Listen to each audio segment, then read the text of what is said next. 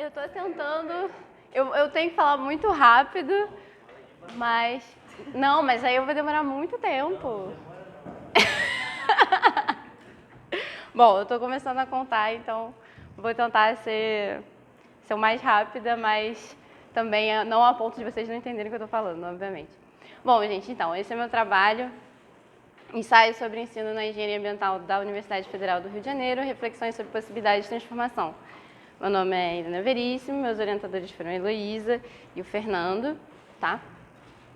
O meu trabalho está dividido assim no texto, mas eu também quis reproduzir essa divisão aqui. Introdução, metodologia, análises e conclusão. Eu abro com essa pergunta, por que tantos alunos abandonam o curso de engenharia na UFRJ? Porque foi uma pergunta que eu me fiz durante a graduação. E foi, acho que, a pergunta-chave, assim, para eu começar a estudar sobre isso, né? E eu acho que a partir dessa pergunta foi que eu comecei a desenvolver o meu trabalho. Então, meu trabalho começa por buscar responder essa pergunta e outras que foram surgindo a partir disso, né? Como eu me sentia como graduanda, como eu me sentia como aluna, a vontade de desistir do curso, a vontade de, enfim, largar tudo, chorar no final do período, essas coisas. A partir disso, eu quis gerar dados, né? Porque eu percebi, durante a graduação, que eu estava numa faculdade, na academia, e eu queria falar a linguagem acadêmica. Então, eu quis produzir material sobre isso. E para dar respaldo ao que eu sentia. A partir desses dados, eu fiz análises, né? E elaborei hipóteses e proposições de transformação. Minha justificativa para esse trabalho é que ele é mais ou menos um aprofundamento, mais ou menos não, ele é um aprofundamento do diagnóstico do curso de engenharia na UFRJ, que ele foi feito inicialmente para o projeto institucional de modernização do curso. Eu não vou falar sobre ele agora porque eu tenho um slide só para ele depois, mas está na justificativa, então eu estou mencionando ele agora. E também ele é uma fonte de dados para mudanças não só na UFRJ, mas eu também espero que ele gere dados para outras instituições, outros cursos que queiram utilizar como dado, né, o que eu gerei aqui, e estudar, enfim.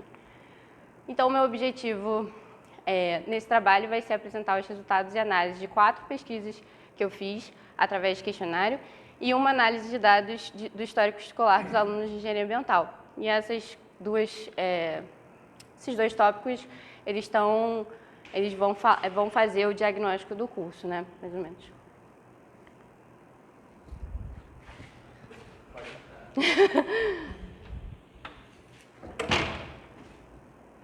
Bom, minha metodologia. As 4 pesquisas, eu dividi em três grandes momentos, né? Que seria a minha pesquisa com alunos de engenharia, que eu fiz em 2015, o diagnóstico do curso, que foi feito em 2018, e uma pesquisa que eu realizei ainda esse ano, no mês de janeiro, com os alunos e professores do curso de ambiental. Todas as pesquisas utilizaram a plataforma do Google Forms, né, que é de fácil manuseio, todo mundo conhece, e o preenchimento foi exclusivamente online e a divulgação via e-mail. Bom, a pesquisa com os alunos de engenharia foi elaborada pelo Grupo de Estudos sobre Ensino.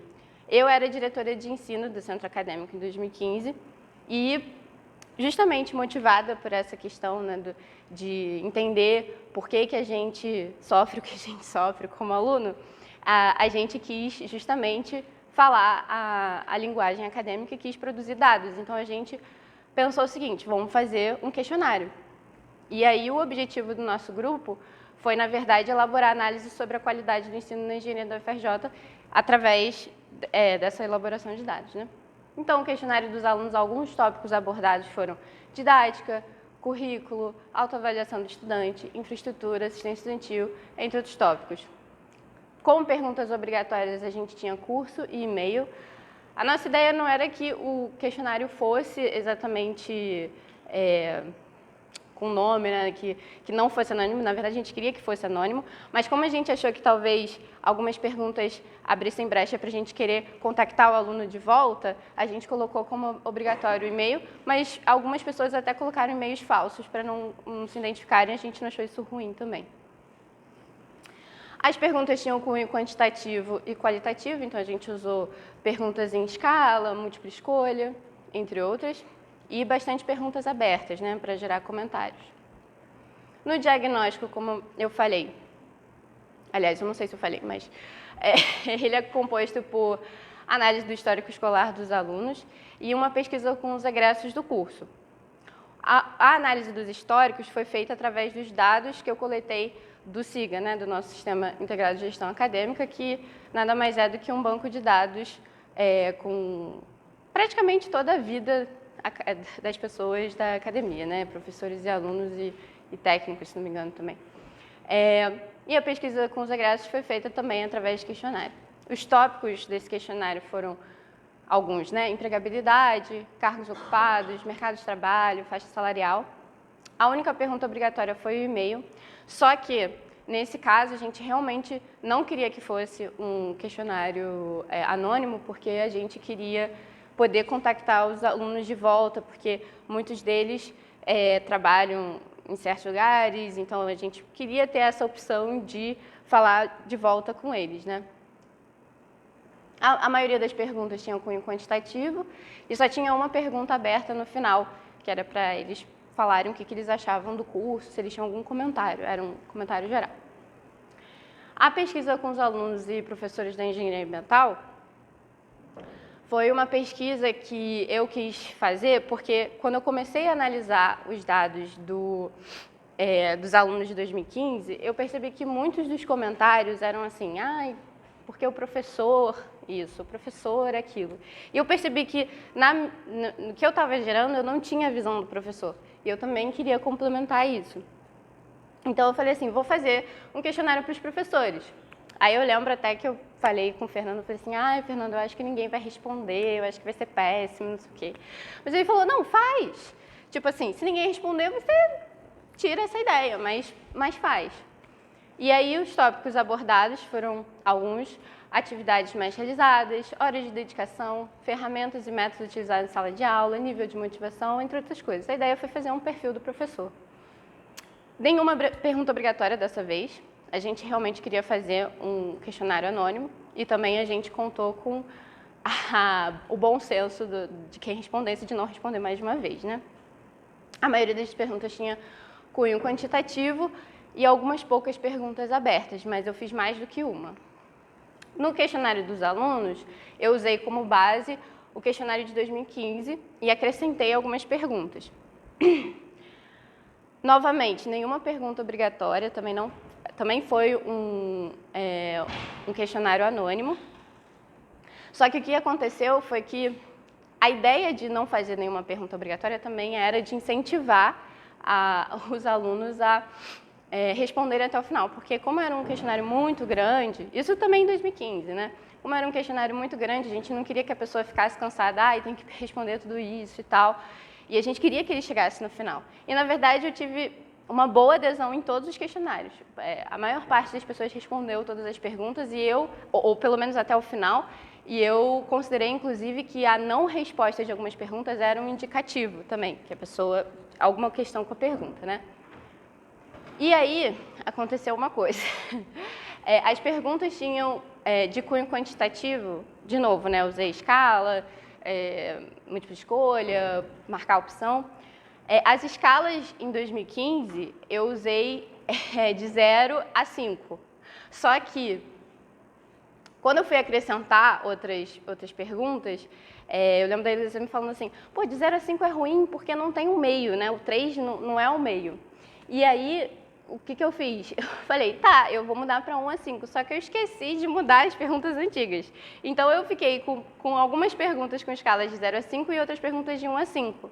E aí, eu só percebi isso na hora que eu enviei o formulário, eu já tinha espalhado o formulário. Aí, eu fiquei assim, será que eu mudo, será que eu não mudo? Mas eu falei, não vou mudar. E acabou que deu certo porque eu consegui comparar as perguntas que já existiam com os alunos de 2015. Então, eu não tive perdas nesse sentido. Bom, as minhas análises, né? Começando pelos alunos de engenharia, eu tive 120 respostas válidas. O meu universo está por volta de 5.000 estudantes de engenharia. Os cursos que mais responderam foram Naval, Civil, Controle e Automação, que correspondem a mais ou menos aí 50%, né, dos alunos que responderam ao questionário. E apesar de se focarem mais, né, nesses alunos, uma questão em comum com todos os cursos é o ciclo básico e especialmente as disciplinas unificadas, que é, enfim, o denominador comum. E aí eu faço só um disclaimer, né? Eu sei que todo mundo aqui sabe que são disciplinas unificadas, mas como o meu trabalho não é só para aqui, as disciplinas unificadas são disciplinas oferecidas pelo Instituto de Física e Matemática, incluem cálculos, físicas, álgebra linear e probabilidade estatística. As provas e correções são feitas por uma banca, as provas são realizadas fora do horário de aula, as turmas normalmente são muito grandes, cerca de 60, 80, às vezes até mais alunos, e o conteúdo e as provas são unificados para todas as engenharias, com exceção da química, que é noturna. E aí, eu perguntei para os alunos, já agora falando mais dos dados, né, que os alunos me deram, sobre as metodologias utilizadas em sala de aula. A maior parte dos estudantes classificou entre notas 2 e 3, sendo 0 metodologias muito ruins e 5 muito boas. Então, a minha média aí foi de 2,4, que é uma média que eu considero média para ruim, né? E essa gerou a minha primeira reflexão sobre qual é o impacto de você ter metodologia, o estudante olhar essas metodologias como de médio para ruim, né? O que isso impacta no aprendizado do estudante? O estudante está motivado a estar na faculdade, o estudante está motivado a estudar para essas disciplinas, está motivado a estar em sala de aula, né? Que é uma coisa que a gente às vezes não está, especialmente em cálculo, física. E também na permanência do estudante, né? Quem quer ficar na faculdade quando você não tem, você acha ruim o que está sendo dado aqui. Sobre os materiais utilizados além do que é o material oficial, né, a maior parte dos estudantes disse precisar recorrer a outros materiais. E aí, eu vou contar uma pequena história, surgiu aqui dentro da UFRJ a iniciativa do Responde Aí, que é uma plataforma de ensino, acho que todo mundo aqui conhece, que basicamente, quando ela surgiu, eu cheguei a pegar, inclusive, um momento anterior ao surgimento do Responde Aí e posterior. Eu utilizei nos primeiros anos do Responde Aí a plataforma e tal.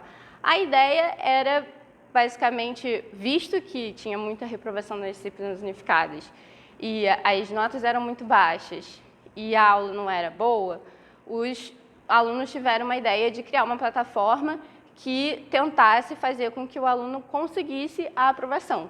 A ideia era, você vai aprender mais, você vai aprender mais rápido, que você precisa saber fazer a prova, e você vai aprender melhor a fazer a prova. Era basicamente isso que o Responde Aí tinha como pretensão. Hoje o Responde Aí já é diferente, ele tem várias disciplinas, ele se assemelha a outras plataformas de ensino e tal. E aí aconteceu outra coisa, em consequência do surgimento do Responde Aí, que foi a reformulação das provas de disciplinas unificadas. E aí eu faço uma série de provocações que, bom, a primeira delas é por que as provas foram reformuladas? Se supostamente o aluno conseguia ter uma maior taxa de aprovação ou se aumentaram as notas, por que isso era ruim? Por que as provas tiveram que ser reformuladas por causa disso? Então, quer dizer que o critério de excelência é a alta taxa de reprovação?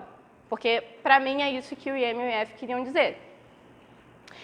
E a alta taxa de reprovação, na verdade, não apontaria algo errado, em primeiro lugar, e não que a prova deveria ser feita, né? E aí, por último, os alunos estão aprendendo conteúdo ou estão aprendendo a fazer a prova? Porque, no final das contas, se o Responde Aí estava fazendo tanto sucesso e tal, na verdade, ele não fazia mais do que o IEM e IF faziam ao divulgar o gabarito, só que eles utilizavam uma linguagem muito mais próxima ao aluno. E outra questão que eu coloquei é a questão da monitoria. A monitoria apareceu como uma ferramenta pouco utilizada. Só 2 alunos falaram que utilizavam monitoria no universo de 120. E aí eu faço também uma pergunta, na verdade, né, se é que a monitoria continua sendo uma prática legal para os alunos ou se é porque talvez, sei lá, seja boa para o ciclo profissional, mas ruim para o ciclo básico ou para as unificadas. Acho que é uma coisa que a gente pode investigar, né? Porque é uma prática bem consolidada aqui na engenharia. Sobre a carga horária, a maior parte classificou incompatível com as suas obrigações extra-classe. Então, a gente teve aí, de novo, né, 0 nada compatível, o aluno teve uma média aí de 1,97, ou seja, não é compatível. E esse é um fator que influencia diretamente a permanência do estudante na universidade, né? Se você não tem tempo para fazer outras coisas, às vezes você precisa, você precisa trabalhar, você, enfim, não quer ficar só como é que fala? À mercê, isso, obrigada. À mercê da faculdade. Você quer fazer outras coisas, né? Às vezes até coisas que são relacionadas com a faculdade, mas não são necessariamente estudar para disciplina ou só passar de matéria. E aí, esse aí é um gráfico interessante, que é a quantidade de alunos que dizem ter deixado de aproveitar alguma atividade extraclasse. 87% deles dizem que sim, que já deixaram de aproveitar alguma atividade. Eu coloquei um tópico sobre autoavaliação, que eu acho que é muito importante também que os alunos em si se autoavaliem. A maior parte deles considera que estudou médio para muito. Eu coloquei estudou, mas na verdade eu perguntei sobre engajamento durante as aulas, né? E aí, a média foi 3,24, que seria médio para muito, né? Médio para mais. Obviamente que é uma avaliação subjetiva, o quanto eu estudei é sobre mim, né? Mas eu também acho que é um dado importante porque a gente tem níveis de comparação, né? A gente, por exemplo, sabe que eu tinha amigas que não faziam engenharia e essas amigas falaram, ai, você é muito nerd, você estuda muito, não sei o quê. E a gente também tem comparação com também nossos colegas que estudam engenharia, né? E os estudantes entendem a correlação entre quantidade de estudos e desempenho em disciplinas, ou seja, no sentido de que os alunos entendem que quanto mais se estuda, mais se vai bem nas disciplinas. Sobre assistência estudantil, pelo menos 1/3 dos alunos necessitam de complementação de renda, o que é um dado relevante, né? De novo, 120 alunos. Eu fiz a pesquisa em 2015, a UFRJ começou a ter políticas de ações afirmativas. O primeiro ingresso que teve foi de 2011, que não contava nem renda, que era só pessoas que estudaram em escolas públicas. E ao longo dos anos a UFRJ foi se adaptando. Então, em 2015, a gente já tinha o maior número de cotistas na universidade. Aí a gente perguntou sobre um programa de apoio psicológico que existe na UFRJ. 75% dos estudantes não sabiam que existia esse programa e quase 40% deles gostariam de utilizá-lo. E aí eu faço uma pequeno comentário sobre a COA, aliás, que é a Comissão de Orientação e Acompanhamento Acadêmico. Ela é prevista como uma ferramenta, a gente está conversando, né? Uma ferramenta para dar suporte ao estudante, mas assim, apesar de ser uma coisa prevista pela PR1, pela reitoria, o professor não tem capacitação necessariamente para dar suporte ao aluno, né? Muitas vezes o aluno precisa de um apoio psicológico, o pessoal aqui é engenheiro. É difícil a gente ter isso, né? Então, também aí uma questão a se pensar. A questão de transportes eu coloquei porque foi um dado que apareceu interessante. Dá para ver ali que a gente tem muita gente no 0, muita gente no 3 e muita gente no 5, em que 0 o transporte afeta de maneira neutra ou positiva e 5 muito negativamente. E aí eu falei, bom, esse dado tá meio estranho, vou olhar melhor.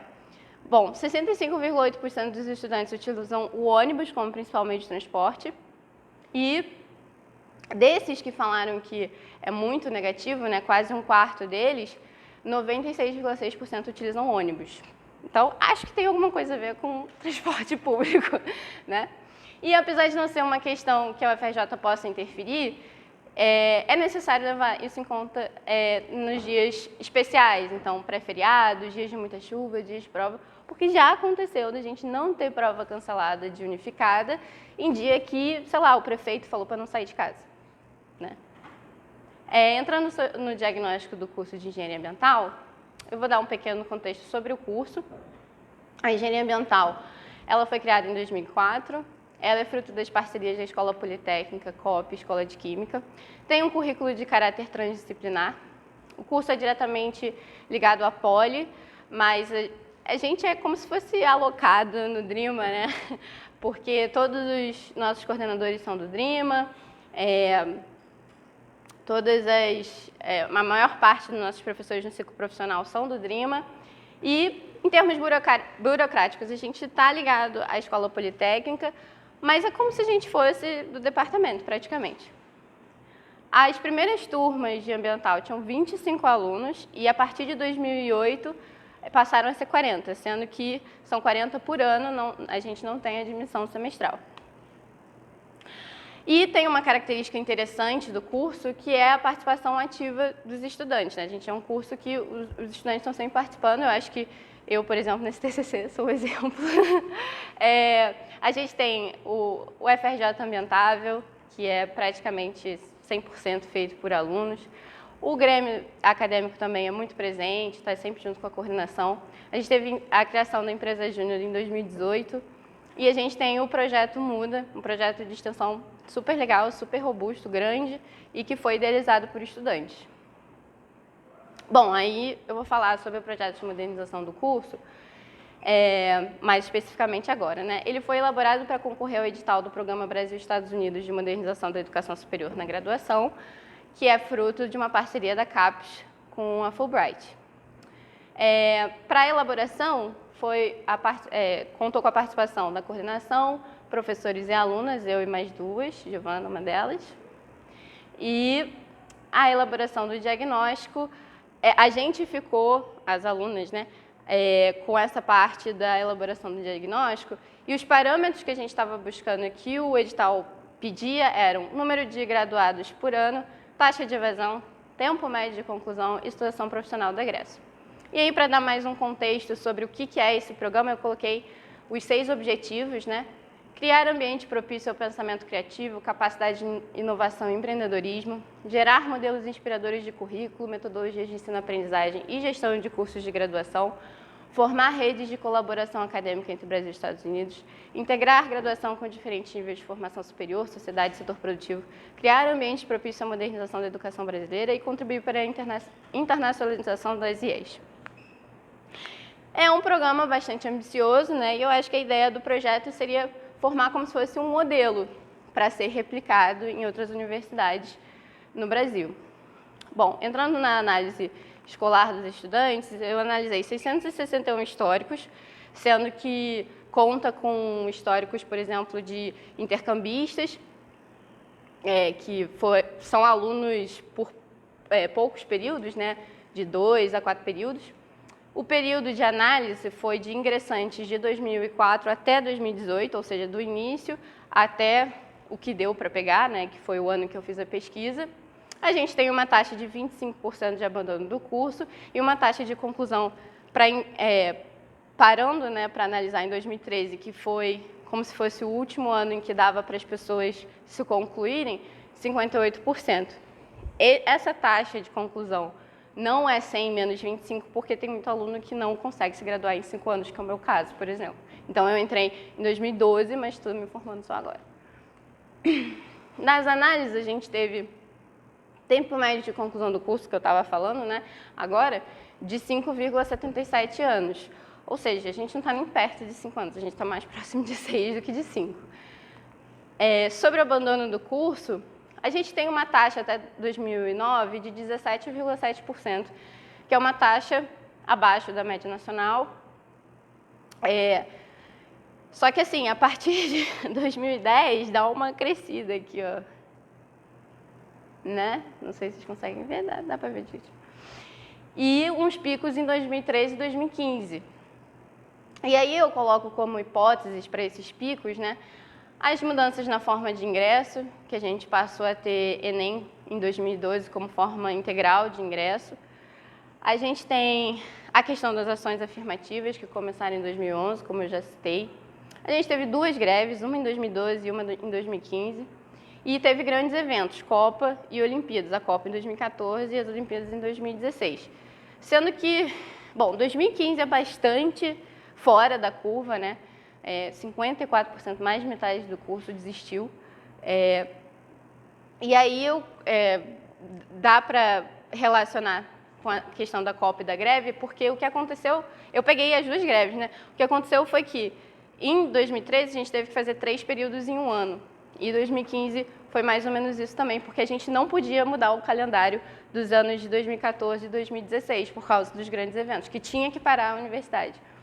E aí, em 2015, a gente tem a crise econômica que bateu no Brasil mais forte, que eu acho que é impossível de não ter impactado esse dado do abandono do curso. A gente fez análises sobre as disciplinas unificadas e as disciplinas não unificadas, e aí a gente concluiu que as disciplinas unificadas são concluídas em 2 períodos depois do que o ideal, ou seja, era para os alunos concluírem 4 períodos, eles concluem quase 6, na verdade 5,9 a média. Apresentam quase 2 pontos de diferença em termos de grau, em nota, né? Então, a maior parte das disciplinas não unificadas, elas apresentam média de nota 7 e pouco, e as disciplinas unificadas 5 e pouco. Praticamente também quase 2 pontos. De modo geral, as disciplinas unificadas apresentam graus baixíssimos e alto índice de reprovação, também já mencionei isso, e tornam a permanência do estudante mais difícil, né? Porque logo que o estudante entra na faculdade, ele se dá de cara com a disciplina unificada, que já reprova pra caramba, que tem que estudar muito e tal. E aí aconteceu um fenômeno interessante depois de alguns períodos na faculdade. Acho que também a maioria conhece o professor CT Professores e Matérias, um grupo no Facebook, um grupo bem grande, acho que hoje tem uns 15 mil membros, mais ou menos. Os alunos começaram a fazer análise das notas das unificadas. Então, esse aí é um exemplo de cálculo 4. E tem algumas coisas interessantes, né? A média foi 3,9. Notas abaixo de 4 foi 60%, ou seja, 60% já está de PF. As notas abaixo de 5 foram 75% e notas abaixo de 7, 93%. Ou seja, se cálculo 4 tivesse só P1, 75% já estava reprovado. E somente 7 tinha conseguido ser aprovado, né? Esse gráfico eu acho genial. É um gráfico feito pelo Instituto de Matemática. Se vocês repararem, não tem eixo embaixo, tá? O Instituto de Matemática não colocou eixo embaixo. São as notas de cálculo 1 no ano de 2019, acho que primeiro semestre de 2019, maio. 268 alunos tiraram de 0 a 1. E não é nem aquele histórico que a gente está acostumado, né? Tipo, pico e... Bom, eu coloco aí não é exatamente uma sugestão, mas uma tendência que está acontecendo na USP, que para o curso de Engenharia de Computação, a Escola Politécnica decidiu fazer uma reformulação da grade em que eles distribuem as disciplinas de formação básica e que eles chamam de fundamentais e básicas da engenharia ao longo do curso. Então, na UFRJ, o que a gente tem, na verdade, é que até o 4º semestre aqui, ai meu Deus, aqui, seria como se fosse tudo laranja e azul e talvez um pouquinho desses amarelos também. E aí o que eles fazem, na verdade, é introduzir desde o início disciplinas do curso e ao longo dos semestres eles vão diminuindo a carga das disciplinas básicas e aumentando a carga das disciplinas do ciclo profissional. O que eu acho pessoalmente muito legal, porque o aluno consegue desde o início ter uma noção do curso, né? Então, por exemplo, na ambiental a gente tem aí matérias do ecologia no primeiro semestre, que é super maneira, a gente tem visita técnica e tal, o pessoal fica animado, né, para fazer essas coisas. E, justamente, a USP fez isso para contornar a questão da evasão e desmotivação com o curso por parte dos estudantes. A pesquisa com os egressos, eu tive 59 respostas válidas, que equivale a 28% do total de formados desde 2004. Sobre empregabilidade, as taxas, de novo, né, são altas até 2014, que a gente até tem bastante respostas, pessoas que responderam, né, que se formaram em 2014. E aí, a partir de 2014, de novo, a gente tem uma ascensão de desempregados. E aí, uma das hipóteses que eu coloquei foi a questão da crise, que é muito difícil a gente também não relacionar com isso, né? De fato, crise econômica, o pessoal perde muito emprego. E a segunda questão é que também foi quando estourou os escândalos da Lava Jato, que acabou, assim, pelo menos baixou muito as empresas de engenharia, né? No país todo. E aí, uma coisa muito legal é que, em 2012, o Tomás, o Bredariol, que é um ex-aluno aqui do curso, ele fez a mesma pesquisa que eu. E ele teve a mesma quantidade de respostas. Ele teve 59 respostas e só teve um que era desempregado. Sobre o mercado de trabalho, né? Somente 30% desses formados ocupam cargos de engenharia, os outros 70% estão aí como analistas, pesquisadores. Eu acredito que também seja uma consequência da crise. Menos de 50% deles recebem salário condizente com a profissão de engenheiro ambiental. E uma coisa interessante, a maior parte deles trabalham ou já trabalharam na área de energia ou petróleo e gás, mesmo que no nosso currículo tenham poucas disciplinas sobre isso. Na verdade, a gente só tem 2 disciplinas sobre energia. E isso mostra que o curso forma profissionais bastante híbridos, né? E aí, eu fiz uma pergunta ao final, que é, se você desse um conceito de 1 a 5 para o curso de engenharia, em que 1, pouco atendeu minhas necessidades no mercado de trabalho, e 5, atendeu totalmente, a gente teve aí uma média entre 3 e 4, que eu considerei satisfatória, visto que, cursos de graduação não devem ser 100% voltados para o mercado de trabalho, e também porque eu acho muito, como é que fala, ambicioso ou quase impossível a gente estar no 5, né? Então, 3 e 4 para mim foi uma resposta satisfatória. Aí, entrando na última parte da pesquisa, a pesquisa com os alunos de engenharia ambiental, né? Aí eu tive 47 respostas válidas, que equivalem a 20% das matrículas ativas. Eu tive 1/4 dos alunos que responderam com mais de 90% do curso concluído. Então, foi legal que pelo menos 1/4 deles tinha uma visão ampla do curso. E 5 anos separam as pesquisas realizadas com os alunos de engenharia ambiental da que eu fiz em 2015, né, com os alunos de engenharia de modo geral. Então, é como se fosse uma graduação de diferença. Sobre a motivação, os alunos de engenharia ambiental se encontram um pouco mais motivados e menos propensos a abandonarem o curso comparado com alunos de engenharia. Então, ali, né, alunos de engenharia ambiental, para a pergunta, já pensou em desistir do seu curso? 61% deles falaram que sim, quase 62%. Em comparação com os alunos de engenharia, que falaram que quase 70% já pensou em desistir. Aí eu faço a pergunta, será que é por causa de uma melhor metodologia? Em média, na média, né, ali, a engenharia ambiental ela teve uma média maior, ou seja, os alunos de engenharia ambiental acham que a metodologia é um pouco melhor se comparado à média das engenharias. Mas assim, se a gente observar o gráfico aqui, né, aqui, segue um padrão muito parecido, as respostas, né? Então, eu considerei que é melhor, mas não muito, ainda está dentro do padrão. Em relação às unificadas e não unificadas, esse tipo de pergunta foi uma pergunta que eu acrescentei, e dá para reparar também que questão da escala, né, de 1 a 5 agora, não de 0 a 5. A maior parte dos estudantes disse que aprende muito menos em disciplinas unificadas do que em disciplinas do outro modelo. E os estudantes se sentem menos motivados a estudar para essas disciplinas. Outra questão interessante é que o professor e as aulas presenciais são bastante valorizadas em relação às disciplinas não unificadas, ou seja, os alunos acham que as disciplinas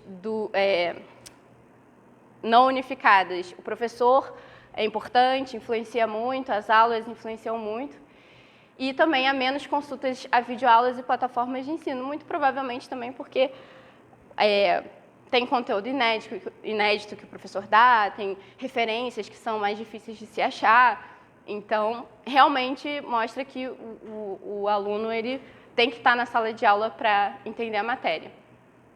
A carga horária também teve o mesmo padrão que engenharia, ou seja, os alunos não acham que seja compatível. Só que eu faço um adendo relacionando aquele gráfico que eu mostrei da USP, que não necessariamente a distribuição da disciplina ao longo do período leva a taxas menores de evasão, mas pode ser uma alternativa. Eu não cheguei a estudar isso no TCC, né? Eu acrescentei perguntas sobre extensão universitária, porque eu achei relevante colocar esse tópico, não apareceu em 2015. Eu concluí que a maior parte dos estudantes não sabe o que é extensão universitária, porque eu fiz 2 perguntas que, essa, por exemplo, você já participou ou participa atualmente de atividades extensionistas? 64% dos estudantes não me responderam. E é uma pergunta de sim ou não, né? E aí, a outra pergunta que eu fiz, eu não coloquei o gráfico, mas era: quais das atividades a seguir você não considera que seja extensão? E, de novo, mais da metade deles não me respondeu.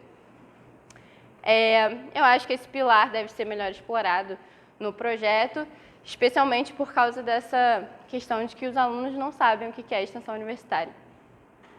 Sobre infraestrutura de sala de aula, eu quis colocar, não apareceu na minha apresentação sobre 2015, porque não se mostrou um tópico exatamente relevante para o desempenho acadêmico segundo os estudantes, mas eu coloquei aqui porque a média da engenharia ambiental foi pior do que da engenharia.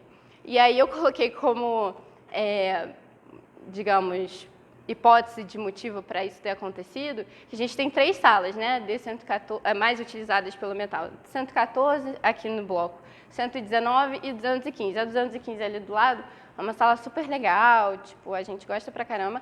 Agora, a 114 tinha, pelo menos, né, muito cheiro de mofo, tinha cadeiras presas ao chão, a gente não conseguia fazer uma nova forma de sentar, nem sei lá, quer ver um negócio com um colega, não dá.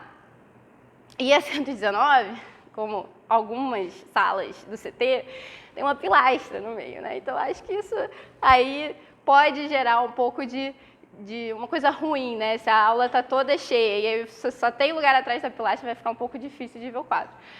E ambas, que é uma coisa que eu só parei para pensar depois, elas não têm janelas assim que nem essa, que são grandes e tal. Elas têm janelas lá em cima. E aí, assim, eu que sou claustrofóbica, não gosto. Eu acho que dá uma sensação de aprisionamento, né? Também não tem acesso à luz natural. Muita, né, pelo menos. E aí, o PIN já está atuando nisso, que, pelo que eu saiba, vai ser reinaugurado agora, as salas 114 e 119. Então, a gente espera que melhore esses dados, né? E aí é legal que a gente já tem dados para se comparar como é que os alunos acham que melhorou essa questão. Sobre assistência estudantil, apenas 13% recebem bolsa auxílio, só que 1/4 deles precisa fazer estágio ou trabalhar para complementar a renda. Então, de novo, é uma coisa que é um dado relevante, né, em comparação com 2015 também, mas 2015 deu 1/3. E eu acredito que o aspecto econômico ele tem que ser melhor estudado, porque é uma coisa que impacta muito a vida do estudante, né? Eu já ouvi história de aluno que não podia vir porque não tinha dinheiro para o ônibus, que não conseguia almoçar sem ser no bandejão. Então, claro que influencia, né? Influencia a vida de todo mundo, na verdade. A questão de transporte, de novo, eu coloquei porque apareceu de novo como uma coisa que realmente impacta o desempenho. É uma coisa que me surpreendeu, na verdade, porque entre alimentação, segurança e transporte, eu achei que talvez segurança fosse, né, medo, linha vermelha, maré, alguma coisa assim. Mas não, o que mais impacta o estudante é o transporte.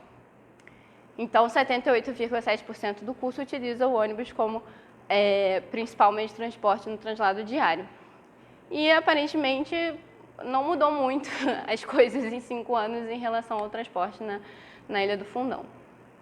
A pesquisa com os professores, eu tive 21 respostas válidas, que equivaleu a mais ou menos 21% da quantidade de professores para quem eu mandei o questionário, sendo que dos professores que são exclusivamente da engenharia ambiental, aí já aumenta para como se fosse 40%, porque eram mais ou menos uns 50 professores que davam exclusivamente aula para ambiental, não eram professores de unificadas, né? 50% deles eram de unificadas que eu mandei.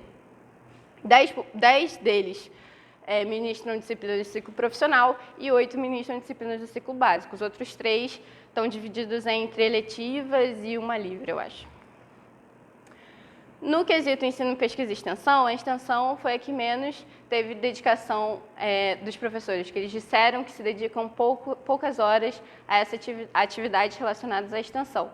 Isso pode ser resultado da falta de políticas de incentivo para a prática de extensão universitária pela Escola Politécnica, e que é uma coisa que eu venho sentindo já há muito tempo, né? Eu faço extensão desde o início da faculdade, assim, e a gente sempre sentiu, né, que extensão era uma coisa que os professores, assim, eu digo mais a direção mesmo, sempre teve muita resistência a colocar a extensão, aumentar o número de projetos e tudo mais. E também a gente tem uma necessidade de investir na formação do professor, né? Porque também não adianta falar, precisa fazer, mas o professor não sabe também o que às vezes é extensão, não sabe fazer projeto, não sabe colocar na plataforma que precisa. E isso para, na verdade, cumprir uma obrigatoriedade que a gente tem atualmente, que é 10% do curso precisa ser dedicado à extensão. Além do comprometimento com a indissociabilidade do tripé pesquisa, ensino e extensão, que é previsto pela Constituição Federal. Questão de transportes, eu coloquei a critério de comparação. Então, apenas um professor utiliza o ônibus como meio de transporte, todos os outros 20 utilizam carro, que é super esperado. O translado diário, leva até 1h30, enquanto os alunos disseram que alguns deles levam mais de 4 horas diárias, né? Talvez seja por isso que o transporte pesa tanto no desempenho. E a questão do transporte não parece ser de grande impacto no dia a dia do professor, mas em compensação no aluno é muito, né? Sobre as metodologias utilizadas em sala de aula, foi positivo que a utilização de trabalhos em grupo apareceu como segunda metodologia mais utilizada depois de exposição de conteúdo. Por quê, né? Porque o trabalho em grupo pode incentivar o aluno a ser sujeito do seu próprio aprendizado. Mas, assim, apesar disso, né, a metodologia em si não é suficiente para dizer que o aluno vai ser sujeito do seu aprendizado, porque, na verdade, você pode fazer um trabalho em grupo que seja só um copia e cola de outro trabalho. Você pode fazer de forma mecânica, né? Pegar e só mudar os parâmetros, só mudar o cálculo, essas coisas.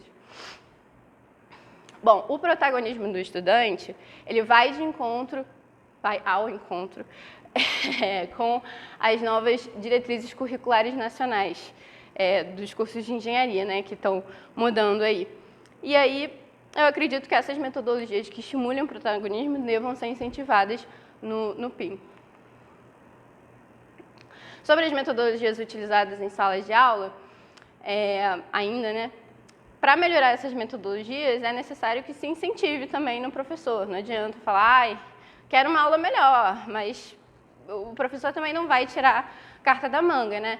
Então, eu perguntei se a universidade já deu incentivo para melhorar os métodos utilizados e a grande maioria dos professores falaram que nunca recebeu nenhum incentivo da universidade. Por outro lado, os professores estão muito interessados em em saberem de novas tecnologias, metodologias e de atualizar, né? Que é muito positivo. Sobre os métodos de avaliação, só 3 professores não utilizaram provas como forma de avaliação. E aí eu faço uma reflexão sobre isso, né? Uma reflexão que eu faço também, voltando à questão das disciplinas unificadas que só utilizam provas como método de avaliação, de que as provas mostram que o aluno não fica incentivado, né? Eu, pessoalmente, nunca estudei para uma prova, tipo, caraca, eu vou estudar para essa prova aqui e tal. Não que esse seja o objetivo de se fazer uma prova, obviamente, né? Mas está muito mais ligado ao desempenho do aluno, à motivação que ele tem com a disciplina, com a faculdade de modo geral. E as provas incentivam mais a memorização do que a retenção do conteúdo. Então, eu sempre estudei para decorar para a prova, sabe? O que eu mais sentia era que eu estava tentando decorar para a prova e não aprender o conteúdo de fato. E não avaliam necessariamente se o aluno consegue aplicar o que aprendeu. Eu também não quero com esse slide falar, não provas, nunca mais. Mas também uma reflexão sobre se utilizar menos essa metodologia como método de avaliação. Sobre as atividades extra-classe, todos os professores consideraram que seria muito importante a prática de atividades extracurriculares sob a perspectiva do aluno, né? E aí eu faço uma reflexão em relação à carga horária, porque se o professor acha que é importante e se o aluno fala que tem muita carga horária, como é que o aluno vai fazer, né? Assim, é uma coisa que todo mundo acha que é importante, mas não tem tempo para fazer isso. E aí, eu acredito que incentivar as práticas extra-classe, né? Eu não estou colocando sequer lazer nisso, eu estou falando IC, projeto de extensão, como é que Baja, essas coisas, forma, equipe de competição, pode melhorar a permanência do estudante, porque é o momento que ele pode botar a mão na massa, que ele pode, às vezes, até ter um incentivo de bolsa para continuar na universidade. E aí, o que eu coloco é que é necessário que a gente olhe a grade do estudante como um todo, ou seja, de forma holística, né? E aí eu proponho o que eu estou chamando aqui de grade horária otimizada, que justamente é você olhar, o professor olhar a disciplina que ele está dando como parte de uma grade toda, e não só, a minha disciplina.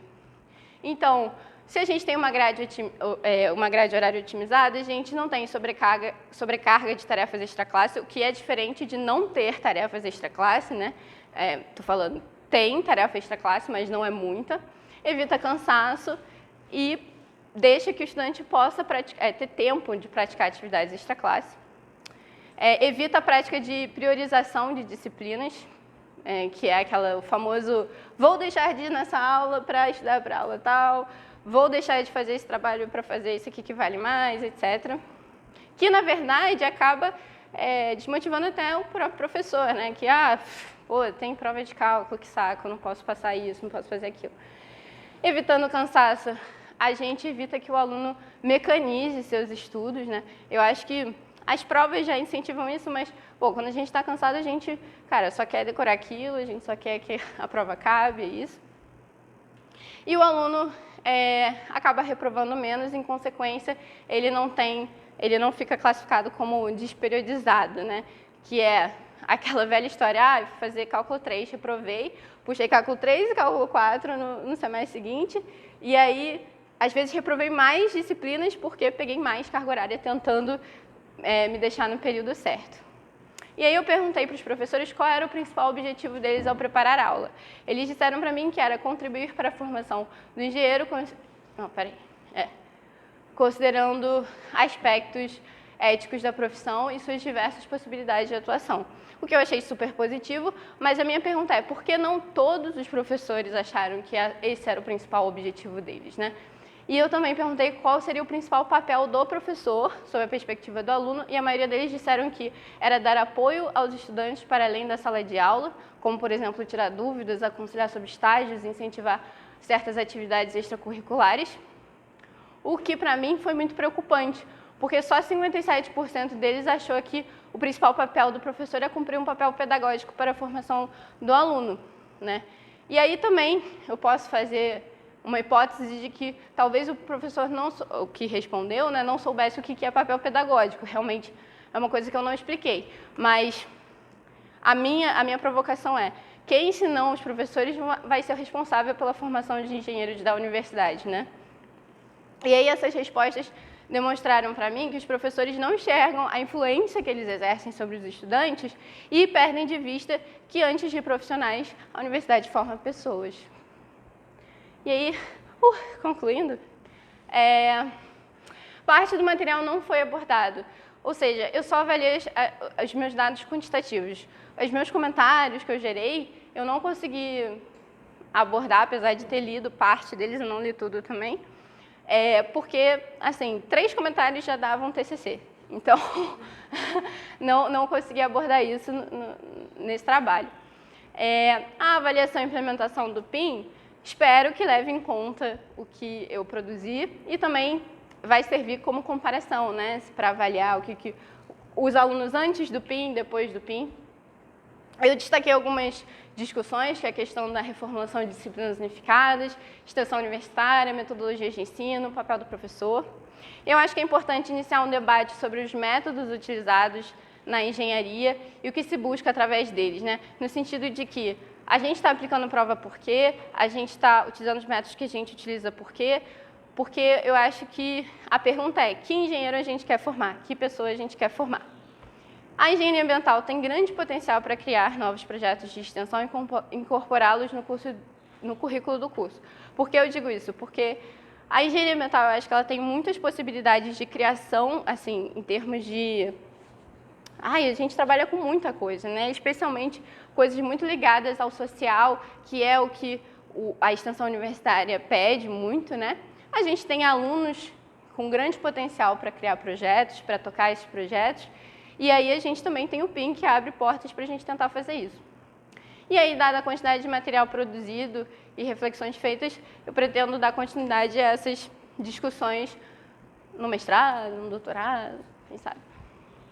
E é isso. Muito obrigada.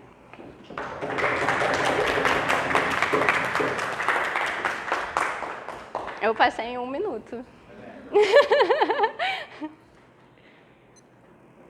É isso, gente.